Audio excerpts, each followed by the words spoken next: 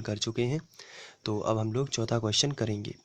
तो इसमें जो है हमें सबसे पहले लिख लेना है दिया गया बहुपद। तो हम लिख लेंगे दिया गया बहुपद और ये हमें दिया गया है 4u वर्ग धन 8u। अब यहाँ पर आप देखोगे कि आपके पास केवल दो ही पद हैं। तो जब दो पद आपके पास हों या चार पद आपके पास हों तो आप डायरेक्ट में कॉमन निकाल सकते हैं, लेकिन यदि तीन पद आपके पास हैं तो आपको तोड़ने वाली विधि करनी पड़ेगी। तो अभी आपके पास दो पद हैं तो आप आसानी से कॉमन निकाल सकते हैं, और क्या कॉमन निकालना है ये आपके ऊपर डिपेंड करता है।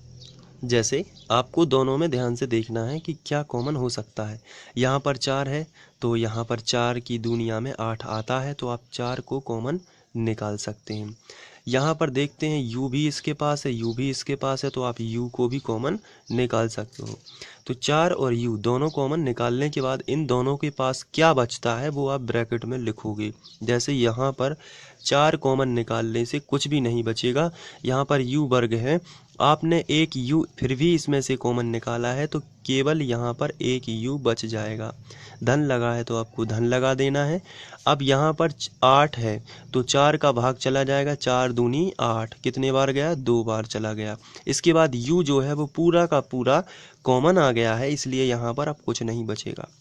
तो ये आपको दो गुणनखंड मिल जाएंगे। तो यहाँ पर हमें दो गुणनखंड मिल चुके हैं। अब हम इनके शून्य ज्ञात करेंगे। तो शून्य ज्ञात करने के लिए हमें गुणनखंडों के बराबर 0 लेना पड़ता है। तो आइए 0 लेते हैं। पहला जो है 4u, इसके बराबर 0 ले लेते हैं। 4u बराबर 0, और बीच में हम या लिखने के बाद दूसरा जो कोष्टक है इसमें भी हम इसके बराबर भी हम 0 लेंगे, यानी कि u धन 2 बराबर 0। इसके बाद हम यहाँ इम्प्लाई जेड इसलिए लगाते हैं क्योंकि बीच में बराबर चल रहा है, इसलिए हम यहाँ पर इम्प्लाई जेड लगाते हैं जब हम शून्यक निकालने लगते हैं। अब यहाँ पर u के साथ में जो 4 है ये गुणा में है, तो ये गुणा वाली संख्या बटे में आ जाएगी, तो u बराबर आएगा 0/4। इसी तरीके से यहाँ पर भी ये जो u के साथ में जो 2 है ये प्लस में है, तो प्लस का बनेगा माइनस उस तरफ जाके, और 0 हट जाएगा तो -2 हो जाएगा। यहाँ पर 0 के बटे में कोई भी संख्या हो उसका आंसर 0 ही आता है, तो यहाँ पर आएगा 0 और यहाँ पर आएगा u बराबर -2। तो यहाँ पर हमें दो शून्यक मिल चुके हैं, 0 और -2। तो हम लिखेंगे अतः शून्यक 0 और -2 होंगे, 0 और -2 होंगे। इसके बाद हम इसकी जांच करेंगे। तो जांच करने के लिए हम हेडिंग डालेंगे जांच,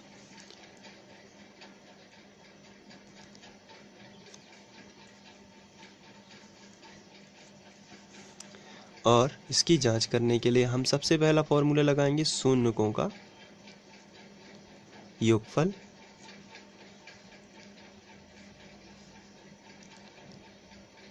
और इसका फॉर्मूला होता है ऋण x का गुणांक बटे x वर्ग का गुणांक। लेकिन हमारा जो बहुपद है वो u में है, इसलिए हम लिखेंगे ऋण u का गुणांक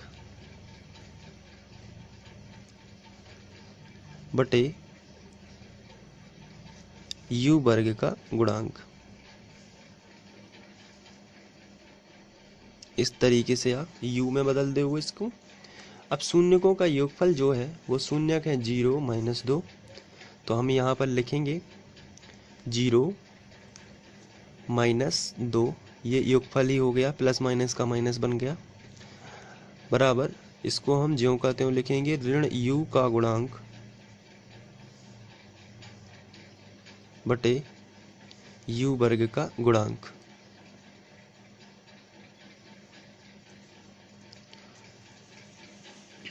इसके बाद हम यहाँ पर 0 का कोई मतलब नहीं होगा तो -2, इसके बटे में कुछ नहीं तो हम 1 लिख सकते हैं, बराबर, और यहाँ पर लिखेंगे -u का गुणांक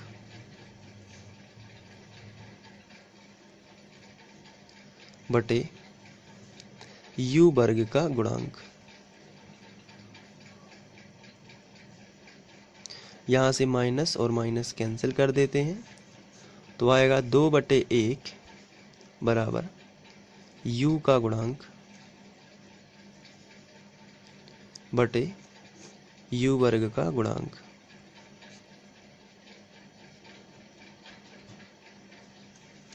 अब यहाँ से हम देखते हैं u का गुणांक हमारा 2 होना चाहिए और u वर्ग का गुणांक 1 होना चाहिए। तो इसके लिए हम अपना समीकरण देखते हैं क्या था। तो हमारा जो बहुपद था वो था 4u वर्ग धन 8u।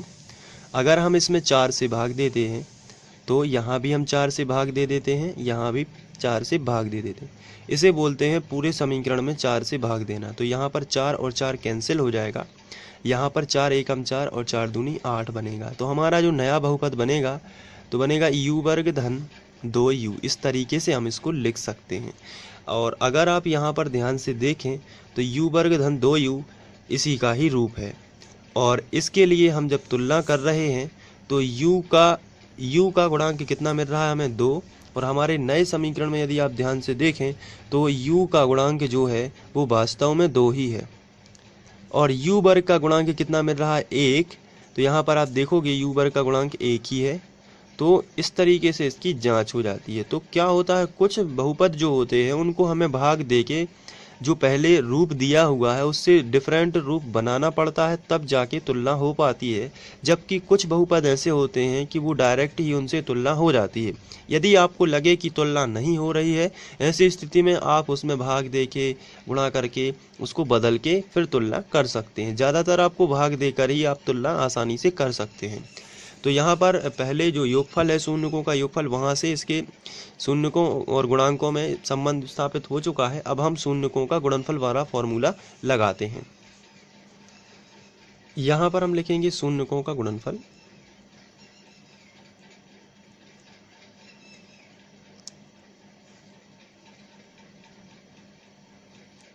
और इसका जो फॉर्मूला होता है वो होता है अचर राशि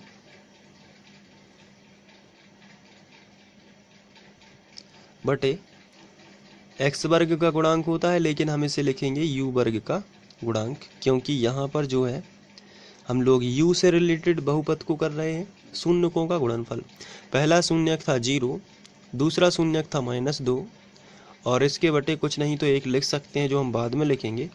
अभी हम इसको ज्यों का त्यों लिखेंगे अचर राशि बटे u वर्ग का गुणांक। यहाँ पर 2 शून्यम शून्य ही होगा, शून्य का गुणा किसी भी संख्या में हो शून्य ही होता है। और इसके बटे में हम 1 लिख सकते हैं और बराबर में हमें मिलेगा अचर राशि बटे u वर्ग का गुणांक। तो यहाँ पर हम कंपैरिजन कर सकते हैं। अचर राशि हमारे समीकरण में u वर्ग धन 2u, जो हमारा नया समीकरण हमने बनाया हुआ था, इसमें अचर राशि तो है ही नहीं, इसलिए अचर राशि 0 बता रहा है, तो ये सही है। लेकिन u वर्ग का गुणांक हमें बता रहा है 1, यहाँ पर u वर्ग का गुणांक 1 ही है। इस तरीके से इसके संबंध और सत्यता की जांच दोनों हो जाती है। तो आप इस क्वेश्चन को